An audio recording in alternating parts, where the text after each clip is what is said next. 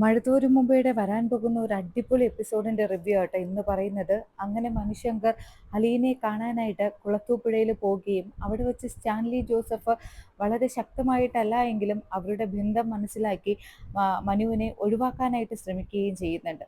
അവിടെ നിന്ന് മലീനയോട് യാത്ര പറഞ്ഞ് മനസ്സൊന്നും വേദനിച്ചിട്ടാണ് മനുശങ്കർ തിരിച്ച് വീട്ടിലേക്ക് വരുന്നത്.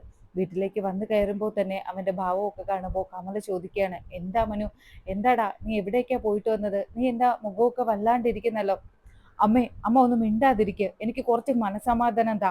ഞാൻ ഇവിടെയെങ്കിലും ഒന്ന് സ്വസ്ഥമായിട്ട് ഇരുന്നോട്ടെ എന്ന് വിചാരിച്ചിട്ടാണ് ഞാൻ വീട്ടിലേക്ക് വന്നത്. ഇനി ഇവിടെ എനിക്ക് സമാധാനം തരില്ല എന്ന് വെച്ചാൽ ഞാൻ എങ്ങോട്ടെങ്കിലും പോകും. ഈ ചെറുക്കന് ഇത് എന്താ പറ്റിയത്? രാവിലെ വലിയ കുഴപ്പമില്ലാതെയൊക്കെയാണല്ലോ നിന്നത്. എന്തെങ്കിലും ആയിക്കോട്ടെ എന്ന് പറഞ്ഞിട്ട് കമല അടുക്കളയിലേക്ക് പോവുകയാണ്. അവിടെ നിന്ന് മനുശങ്കർ റൂമിലേക്ക് ചെന്ന് ഇങ്ങനെ കിടക്കുകയും ഇരിക്കുകയും എണീറ്റ് നടക്കുകയൊക്കെ ചെയ്യുന്നുണ്ട്. അലീനയെ തനിക്ക് നഷ്ടമാകുമോ എന്നുള്ള ഒരു ടെൻഷൻ മുഴുവനും മനുശങ്കറിന്റെ മുഖത്തുണ്ട്. ഇങ്ങനെ പല കാര്യങ്ങളും ചിന്തിക്കുന്നുണ്ട്. അലീനയെ അനാഥാലയത്തിൽ നിന്നും കൂട്ടിക്കൊണ്ടുവന്നതും അവളെ പല ആപത്തുഘട്ടത്തിലും അവൻ സംരക്ഷിച്ചതും അവളോടുള്ള ഓരോ നിമിഷവും ഇങ്ങനെ മനുശങ്കർ ആലോചിക്കുകയാണ്. എന്നിട്ട് മനുശങ്കറിനാണെങ്കിൽ ഇങ്ങനെ കിടക്കാൻ പോലും കഴിയുന്നില്ല. പലതവണ വരാന്തയിൽ കൂടെ അങ്ങോട്ടും ഇങ്ങോട്ടും നടന്ന് അവനിങ്ങനെ പല കാര്യങ്ങളും ചിന്തിച്ച് കൂട്ടുന്നുണ്ട്. ഇത്രയധികം സംരക്ഷിച്ചിട്ട് മനസ്സ് നിറഞ്ഞ സ്നേഹം അലീനയ്ക്ക് കൊടുത്തിട്ട് അവസാനം അലീനയെ അവന് നഷ്ടപ്പെടുമോ എന്നുള്ള ആ ഒരു സങ്കടം മൊത്തവും ഇങ്ങനെ മനുശങ്കറിന്റെ മുഖത്തുണ്ട്. അവൻ അവിടെ നിന്നും ബാലചന്ദ്രനെ വിളിക്കുന്നുണ്ട്.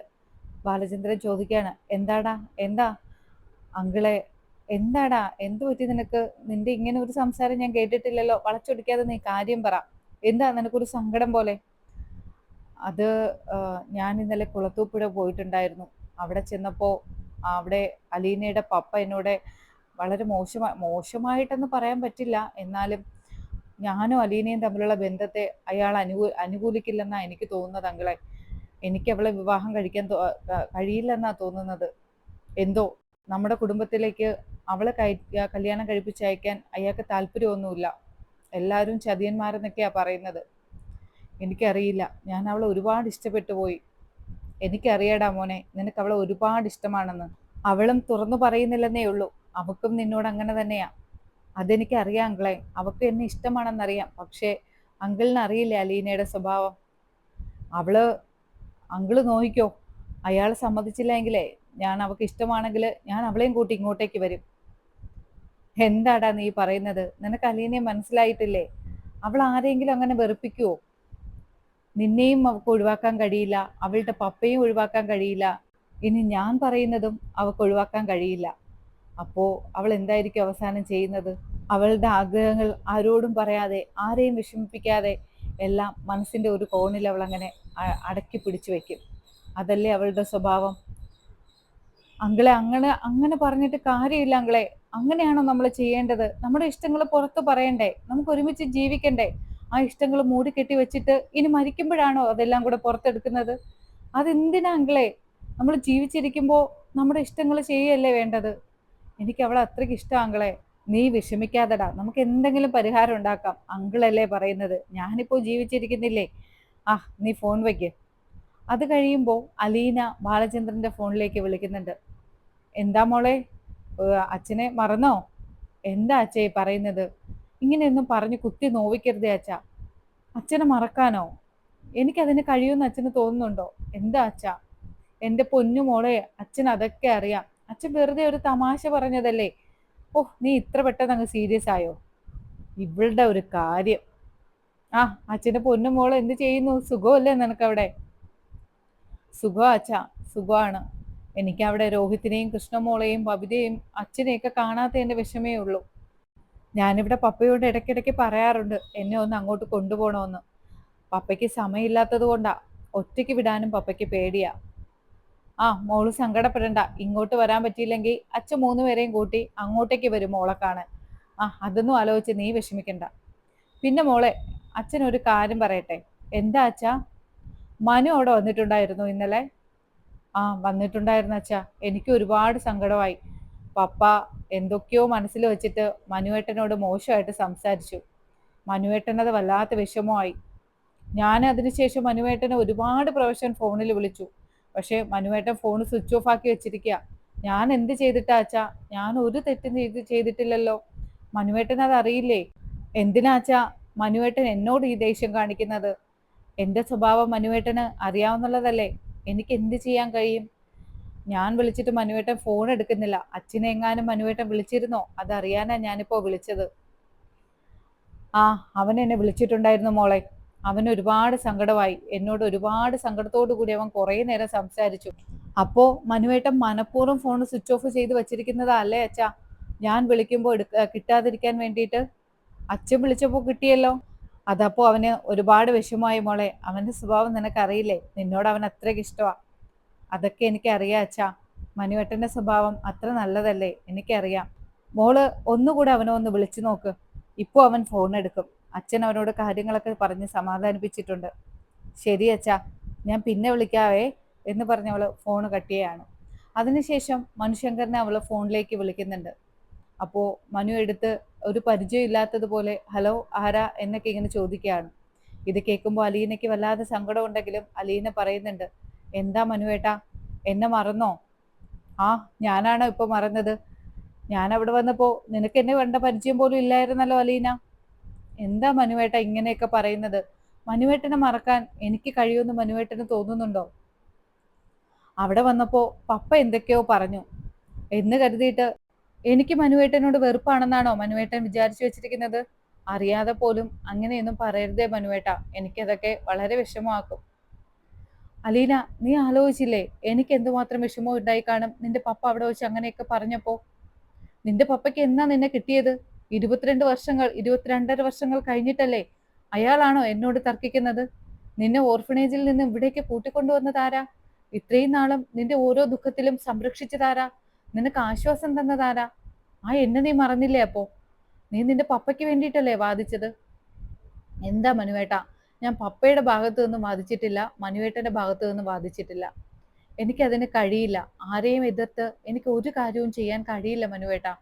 എനിക്ക് എൻ്റെ പപ്പയും വേദനിപ്പിക്കാൻ കഴിയില്ല, എൻ്റെ മനുവേട്ടനെയും വേദനിപ്പിക്കാൻ കഴിയില്ല. എന്തായിരുന്നാലും എൻ്റെ സ്നേഹം എൻ്റെ ഉള്ളിൽ തന്നെ ഉണ്ട്. ആരും ഇനി അത് സമ്മതിച്ചില്ലെങ്കിൽ ഞാൻ മറ്റൊരു വിവാഹം പോലും ഇനി കഴിക്കില്ല. മനുവേട്ടൻ അത് ആലോചിച്ച് ടെൻഷൻ അടിക്കണ്ട എന്ന് പറഞ്ഞ് അവൾ വലിയ സങ്കടത്തോടു കൂടി ഫോൺ കട്ട് ചെയ്യാണ്.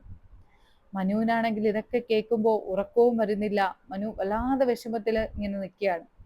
പെട്ടെന്ന് തന്നെ അവൻ ഡ്രസ്സൊക്കെ മാറി താഴേക്ക് ഇറങ്ങുന്നുണ്ട്. ഇത് കാണുമ്പോൾ കമല ചോദിക്കുകയാണ്, ചേടാ, ഇവ ഇപ്പൊ ഇതിനകത്തോട്ട് കയറിപ്പോയതല്ലേ ഉള്ളൂ, ഇനി നീ ഇവിടേക്കാടാ പോകുന്നത്? എവിടേക്കാ മനു നീ പോകുന്നത്? നിന്റെ മുഖം കാണുമ്പോൾ അറിയാലോടാ നിനക്ക് എന്തൊക്കെയോ പ്രശ്നങ്ങളുണ്ടെന്ന്.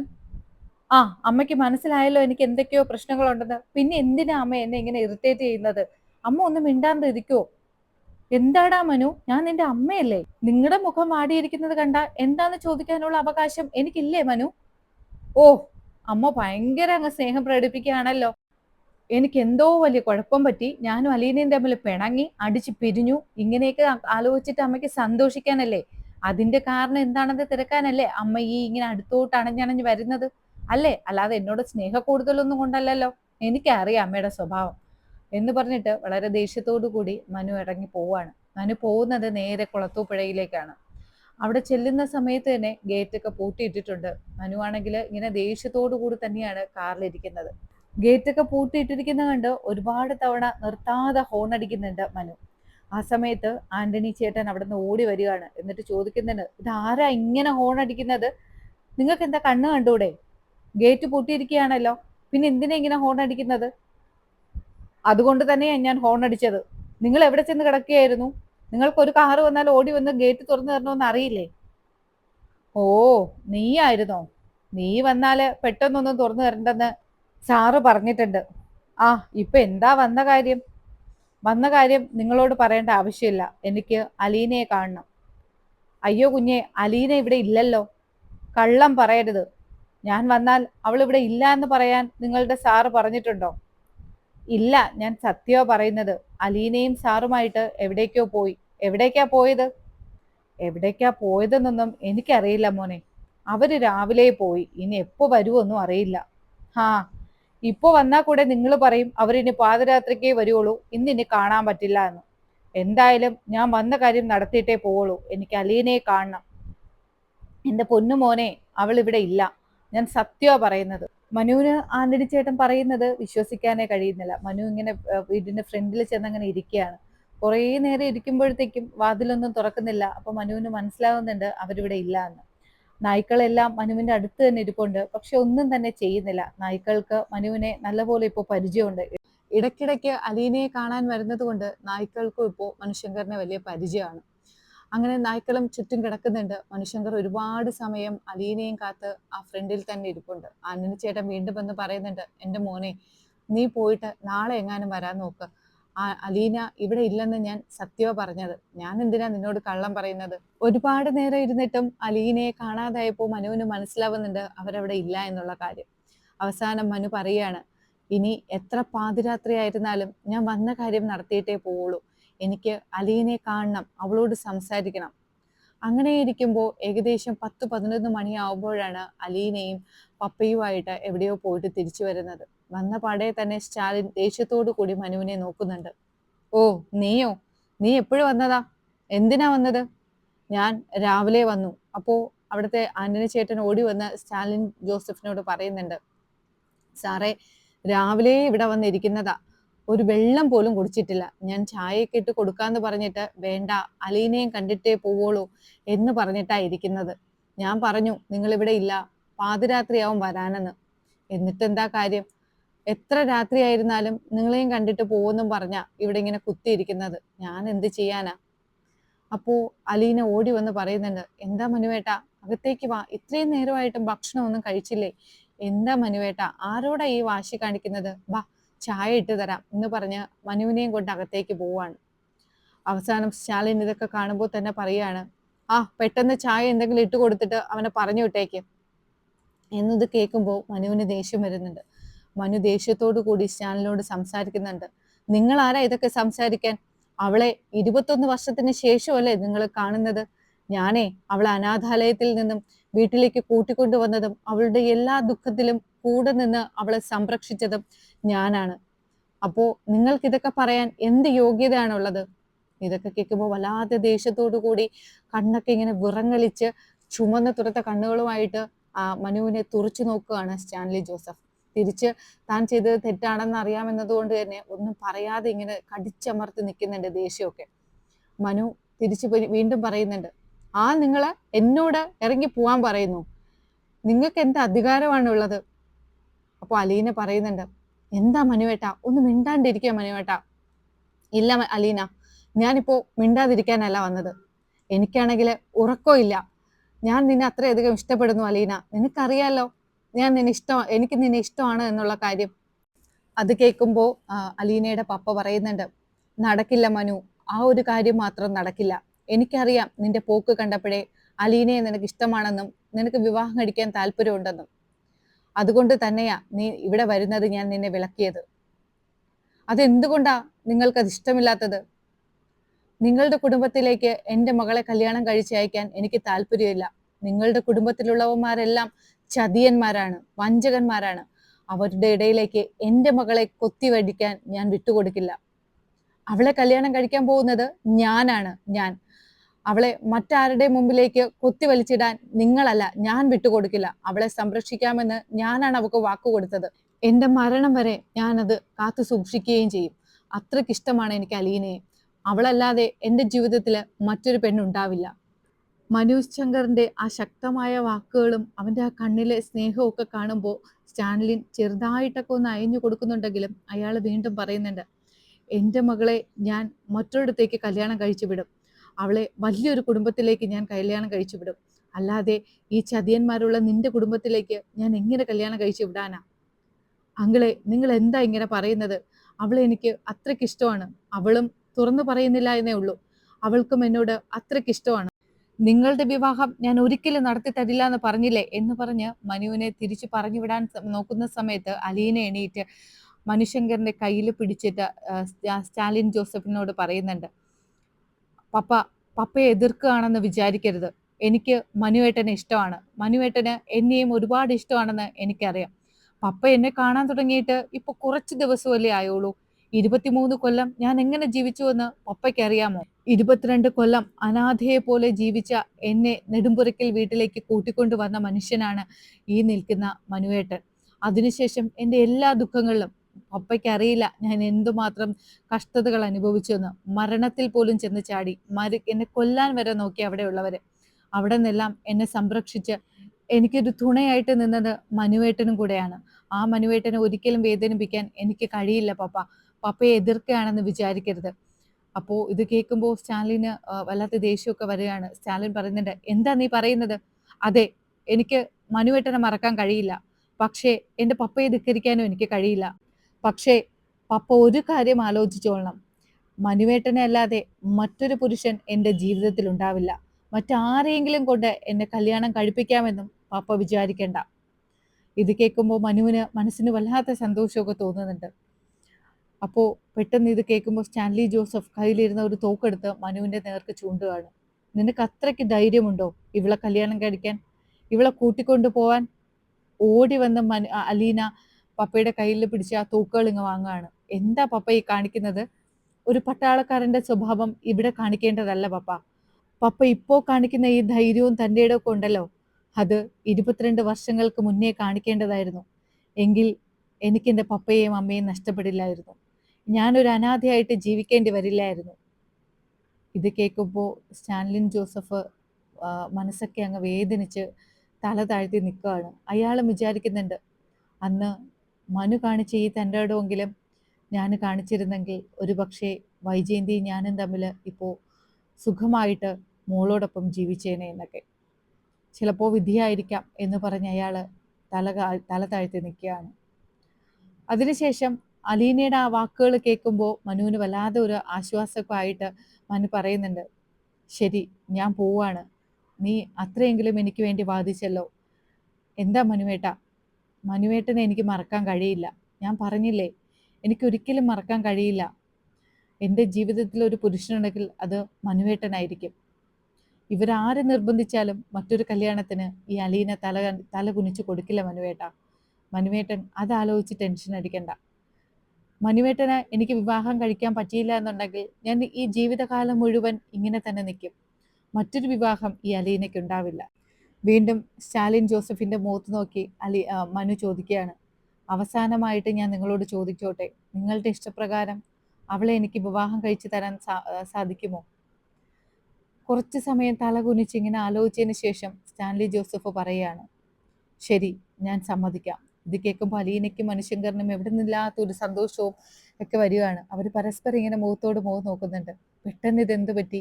പപ്പ ഇങ്ങനെ ഇതെല്ലാം സമ്മതിക്കാൻ കാര്യമെന്നൊക്കെ. പെട്ടെന്ന് സ്റ്റാൻലി ജോസഫ് അവിടെ ഒരു കണ്ടീഷൻ വെക്കുന്നുണ്ട്. ഞാൻ സമ്മതിക്കാം, പക്ഷേ നിന്റെ വീട്ടുകാര് എൻ്റെ അടുത്ത് വന്ന് മാപ്പ് പറഞ്ഞതിന് ശേഷം അലീനയെ വിവാഹം ആലോചിക്കണം.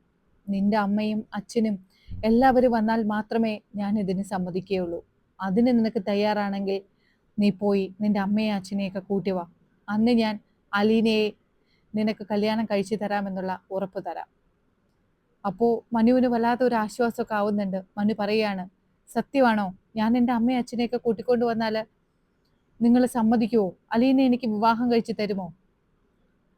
സമ്മതിക്കും. സ്റ്റാൻലി ജോസഫിന് ഒരു വാക്കേ ഉള്ളൂ, സമ്മതിക്കുമെന്ന് പറഞ്ഞാൽ സമ്മതിക്കും. നീ ഇപ്പോൾ പോയിട്ട് വാ എന്ന്. അങ്ങനെ മനസ്സ് നിറഞ്ഞ് വല്ലാതെ ആശ്വാസത്തോടു കൂടി മനു അവിടെ നിന്ന് പുറപ്പെടുകയാണ്. തിരിച്ച് വീട്ടിൽ വന്നതിന് ശേഷം ബാലചന്ദ്രനെ വിളിച്ച് ഈ കാര്യങ്ങളെല്ലാം പറയുന്നുണ്ട്. ബാലചന്ദ്രൻ പറയുന്നുണ്ട്, മനു, എല്ലാം ശരിയാണ്, നിന്റെ അച്ഛൻ വരും, പക്ഷേ കമലയിടത്തി വരുവോടാ?